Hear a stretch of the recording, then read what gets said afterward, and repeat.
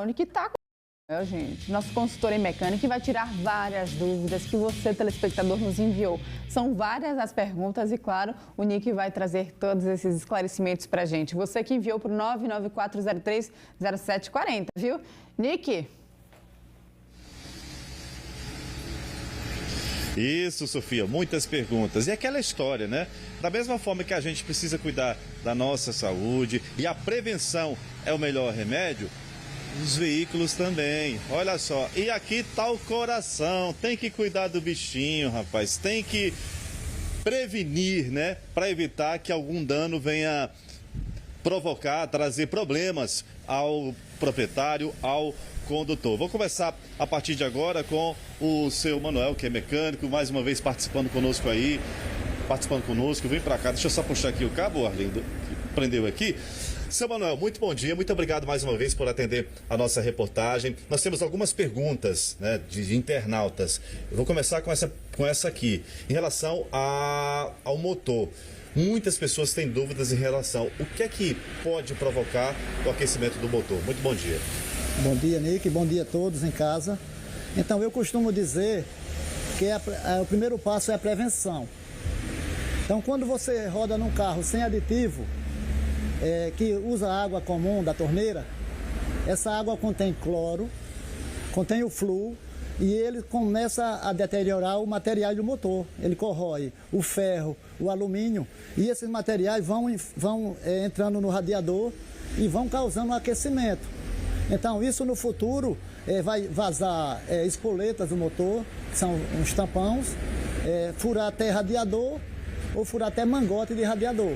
Então, usa aditivo que vai ser difícil esquentar o seu carro. Água mineral não adianta? A água mineral já está dizendo o nome. Tem minério, água mineral. Então, o correto é usar ou aditivo, ou a solução pronta de uso do aditivo, ou a água desmineralizada, que é uma água que não contém minerais. Ou seja, já tem um produto já específico e o proprietário vai pegar esse aditivo. Nesse caso aqui, por exemplo, mostra pra gente. Pronto. Esse carro aqui, a gente vê que ele não tem uma manutenção correta. Por quê? Porque você tem que ver a cor do aditivo no seu reservatório do seu carro. Você olha o nível e você consegue ver a coloração do aditivo.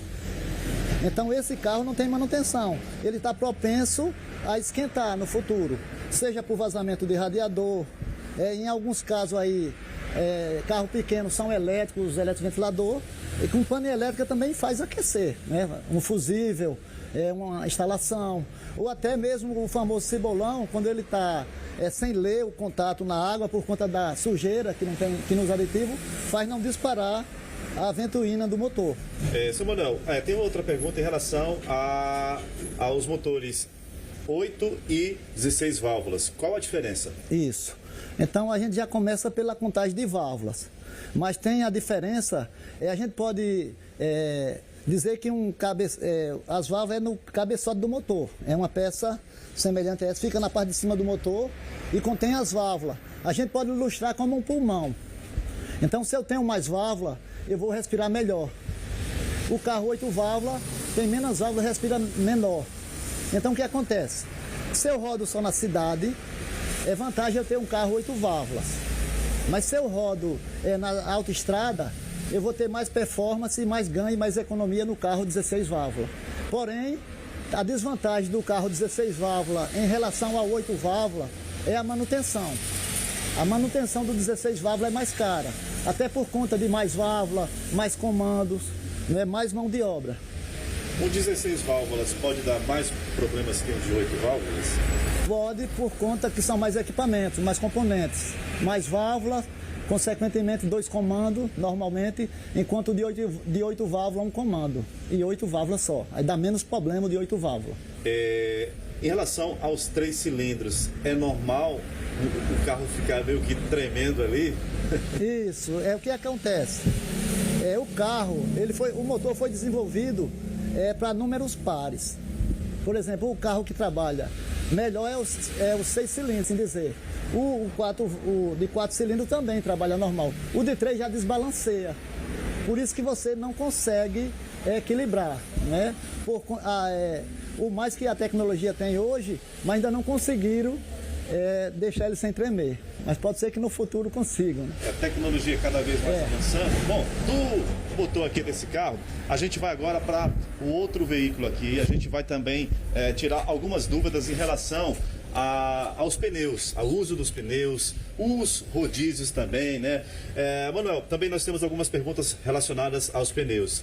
As pessoas que precisam trocar, por exemplo, 2 pneus, o que deve fazer? Então, Nick, antigamente, há muitos anos atrás, a gente achava que tinha que colocar os pneus novos na dianteira, por conta da direção, da segurança. Só que, na verdade, quem segura o carro é a traseira.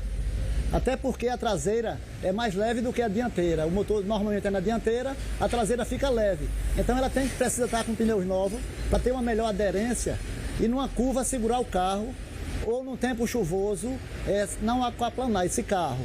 Quando ele está com o pneu traseiro careca, ele tem a tendência de sair de pista e na chuva ele vai aquaplanar, vai rodar.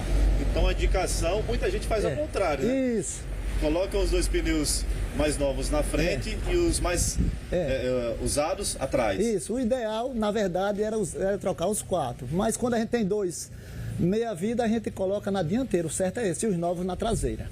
Até porque o desgaste da dianteira é maior, por conta do peso também. Maior, mas a traseira é quem, como eu falei anteriormente, é quem segura o carro. Esses gomos é quem segura o carro. Aqui já temos um pneu um pouco gasto, mas quanto mais ele novo, segura melhor a aderência do carro. Bom, outra pergunta em relação ao tamanho do pneu, o raio. Isso vai impactar também na potência, na velocidade, no rendimento do carro? Então, o carro, ele foi projetado, lá o engenheiro projetou lá para aro 14, aro 15 e assim por diante. Quando eu aumento esse raio, vou sair com mais dificuldade, por exemplo, num semáforo. O carro vai sair mais pesado, certo? Outra coisa, além dele sair pesado, eu vou ter o maior consumo de combustível, porque o carro vai ficar pesado. Agora, se eu tenho um carro de performance, um carro para competição, eu vou ter ganho, porque eu tenho que mexer no motor para puxar esse peso do carro. Então, na verdade, eu só vou ter estética quando eu aumento a roda do pneu. E a posição também? Tem uma outra pergunta em relação à posição dos pneus. Eles para dentro, para fora, se está comido mais para a parte de dentro, né, como as pessoas falam? Na verdade, o pneu quando começa a gastar, normalmente é desgaste na suspensão ou a falta do alinhamento. Então, o que é que a gente faz? A gente começa, a cada troca de óleo, pedir para fazer esse alinhamento, conferir o alinhamento, conferir o balanceamento, porque você mantendo isso, você não vai ter desgaste no pneu. Aí não precisa você usar para dentro ou para fora. Se ele gastar para um lado, não é recomendado usar, Nick. Ou seja, se ele está gastando mais na parte inferior de um lado, isso mostra que tem algum problema, né? Com o alinhamento do veículo. Já é um sinal, né? Isso. Então, qual é o ideal? É cuidar da manutenção. Eu sempre friso isso. Cuida da manutenção do carro, igual você frisou lá no início, que você vai ter uma vida útil melhor. Assim como a gente cuida do corpo, tem que cuidar do carro para ter essa vida útil. A gente está vendo aqui o step também. Isso. Tem muita gente que usa o step também, bem careca, né? E interessante que tem validade, né? Como é borracha, ela tem validade de 5 anos. Às vezes você vai usar um pneu do step e aí esse pneu está ressecado. Ok, tá certo. E numa viagem você pode estourar esse pneu. Tá certo. Muito obrigado, viu? Mais uma vez aqui já na reta final do Bom Dia Alagoas. Volto com vocês aí. Nick, a gente tem uma dúvida aqui de um telespectador, se as revisões elas precisam ser feitas em concessionária ou se perde a garantia caso não sejam feitas. Bom, vou repassar aqui a pergunta em relação às revisões que devem ser feitas nas concessionárias ou nas mecânicas. Explica melhor para a gente também a orientação. Na verdade, se seu carro está na garantia, é vantagem você fazer uma revisão na concessionária para você não perder a garantia. Mas se não está na garantia e você quiser fazer num profissional que você confia, você pode fazer as revisões com ele. Ok, mas então dúvida tirada aqui, viu, Sofia? Com vocês aí. Obrigado.